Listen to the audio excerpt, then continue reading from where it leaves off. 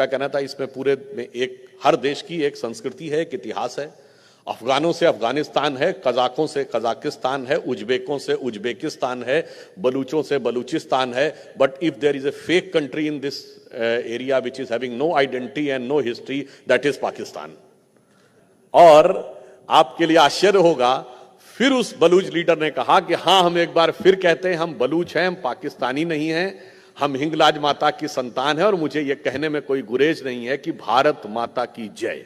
उदाहरण के लिए इस गुवाहाटी की धरती पर जब आप मां कामाख्या के मंदिर में जाकर श्रद्धा से अपना सर झुकाते हैं तो उतनी ही श्रद्धा आपकी वैष्णो देवी से भी जुड़ती है, उतनी ही श्रद्धा मुंबा देवी से भी जुड़ती है, उतने ही भारत के मध्य में विंध्यवासिनी जी से भी जुड़ती है, उतनी ही कोलकाता की काली मां से भी जुड़ती है, उतनी ही कन्याकुमारी से जुड़ती है, उतनी ही त्रिपुरा की त्रिपुर सुंदरी से जुड़ती है, और इतना ही नहीं, उतना ही ढाका की ढाकेश्वरी से भी जुड़ती है, और बलूचिस्तान पाकिस्तान में हिंगलाज माता के साथ भी जुड़ जाती है। That's how you get connected with the entire landscape of the nation, irrespective of कि वो किस political territory के अंडर में है। यही है राष्ट्र का मूल तत्व, यही है वो जो आपको इंस्पायर करता है, और यही वो भाव था जो इस धरती से उत्पन्न हुए दिव्य पुरुष श्रीमंत शंकर देव जी ने अपनी भिन्न भिन्न रचनाओं के माध्यम से, चाहे वह काव्य लिखे हों या नाट्य लिखे हों, सब में उन्होंने उसका वर्णन किया।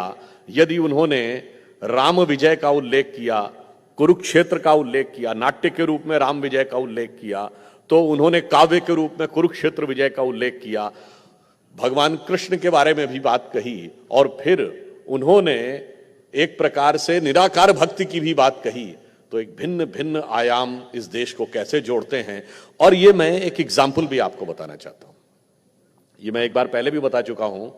जिस दिन प्रधानमंत्री जी ने 15 अगस्त 2016 को, देखिए नेशनलिज्म कैसे जोड़ता है, उन्होंने बलूचिस्तान का इशू उठाया था from the red fort.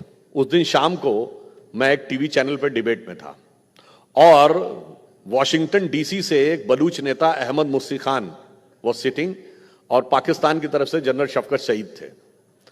Then the Baloch representative have started saying कि भाई, in this entire region, means region around Pakistan, there are all the countries which are having one identity and one culture. उनका कहना था इसमें पूरे में एक हर देश की एक संस्कृति है, एक इतिहास है। अफगानों से अफगानिस्तान है, कजाकों से कजाकिस्तान है, उज्बेकों से उज्बेकिस्तान है, बलूचों से बलूचिस्तान है। But if there is a fake country in this area which is having no identity and no history, that is Pakistan.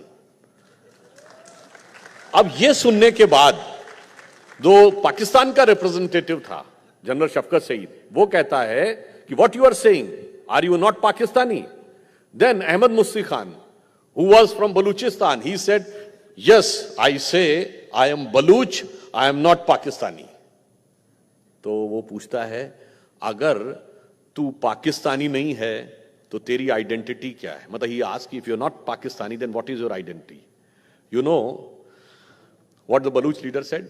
I again re-emphasize, I am Baluch, I am not Pakistani, and then he said a word in Hindi, हम हिंगलाज माता की संतान हैं। अब आप देखिए, आप यहां पे बैठे हैं और कहां से कनेक्ट होता है। After hearing this word, the representative from Pakistan has said, अब वो he lost his temper, अब वो इंग्लिश चैनल में शुद्ध हिंदी में आ गया और अबे तबे में बोलने लगा, और उसने कहा, अबे हिंगलाज माता क्यों, फिर भारत माता ही क्यों नहीं कह देता? और आपके लिए आश्चर्य होगा, फिर उस बलूच लीडर ने कहा कि हां, हम एक बार फिर कहते हैं हम बलूच हैं, हम पाकिस्तानी नहीं हैं, हम हिंगलाज माता की संतान है, और मुझे यह कहने में कोई गुरेज नहीं है कि भारत माता की जय। अब आप सोचिए, इसके बाद तो फिर उन दोनों में जो फाइटिंग शुरू हुई, तो हम लोग तो डिबेट से बाहर हो गए। बट मैं सिर्फ ये बताना चाहता हूं, कोई हिस्सा देश का कहीं भी चला जाए, भावनात्मक दृष्टि से आपके साथ पूरे देश से आप किस प्रकार से जुड़े रहते हैं, वह मूल तत्व जो है वो है नेशनलिज्म। मैं उदाहरण देना चाहता हूं। जैसे श्रीमंत शंकरदेव जी ने कुरुक्षेत्र के विषय में लिखा है, महाभारत की तमाम घटनाओं के बारे में लिखा है। महाभारत में सबसे प्रखर योद्धा जिन्होंने संपूर्ण भारतवर्ष को जीता, संपूर्ण विश्व को जीता, वो कौन थे? अर्जुन, पार्थ। और यहां तक कि जब भगवान कृष्ण ने गीता में अपना विराट रूप दिखाया और उन्होंने कहा कि अमुक में मैं अमुक हूं, तो उन्होंने कहा कि पांडवों में मैं पार्थ हूं, यानी अर्जुन हूं, जो सबसे सक्षम, सबसे शक्तिशाली और युद्ध के प्रमुख नायक, और उनसे बड़ा योद्धा उस काल में नहीं हुआ। परंतु आप में से बहुत से लोगों को यह पता होगा कि अर्जुन आकर एक युद्ध में पराजित हुए थे, और पराजित ही नहीं हुए थे, उनके प्राण भी चले गए थे। वो कहां था? वो इसी पूर्वोत्तर की धरती पर था, जब मणिपुर में उन्हीं का पुत्र, उनकी एक पत्नी थी चित्रांगदा, उससे जो उनका पुत्र था बब्रुवाहन, उसका राज्य था। और महाभारत के बाद जब अश्वमेध यज्ञ किया युधिष्ठिर ने, और उस यज्ञ के घोड़े को लेकर अर्जुन को ही आगे किया गया, क्योंकि वही सबसे सक्षम योद्धा थे, और बब्रुवाहन ने उनको रोका और युद्ध के लिए ललकारा, और अर्जुन के साथ युद्ध में उसने अर्जुन का सर काट दिया, और जिस बाण से काटा उसका नाम था कामाख्या बाण। अब आप कहेंगे फिर अर्जुन बचे कैसे?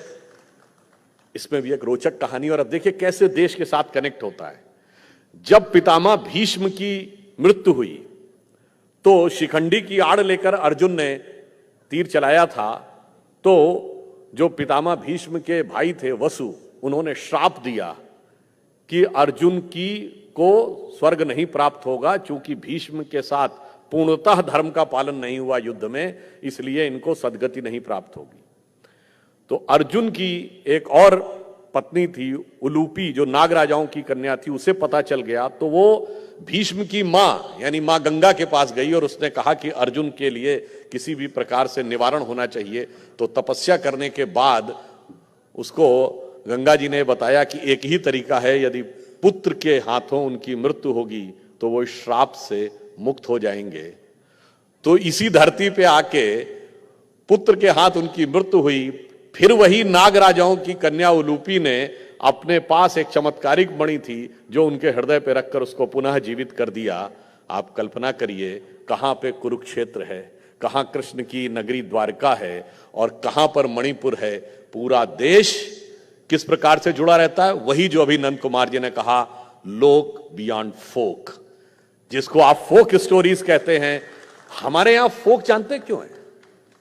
The concept of history of West and ours is totally different. West कहता है कि the branch of knowledge is history is that branch of knowledge which can depict you at exact time exactly what happened in the past. तो आज आदमी कहता है कि then how does it affect today? If Julius Caesar invaded England in 40 BC, now whether he invaded in 40 BC or 60 BC, how does it matters today? हमारे यहां कहते हैं इतिहास की परिभाषा ये नहीं है। हमारे यहां इतिहास की परिभाषा वो है कि पूर्व काल में हुई घटनाओं को जो ब्रांच ऑफ नॉलेज इस ढंग से प्रेजेंट करे कि वो वर्तमान समय में समाज में वैल्यूज और मूल्यों को बढ़ाने में सहायक हो सके, वह इतिहास है। इसीलिए हमारे यहां रामलीला का महत्व है, कृष्ण लीला का महत्व है। कृष्ण किस समय उत्पन्न हुए वो भी लिखा है, बाकायदा नक्षत्रों तक लिखा है। राम कब उत्पन्न हुए इसका उतना महत्व नहीं है कि किस समय उत्पन्न हुए, उन्होंने क्या किया और आज हम उसके साथ कैसे जी सकते हैं, इस चीज का अधिक महत्व है। ये हमारा राष्ट्र और समाज की एक सोच है।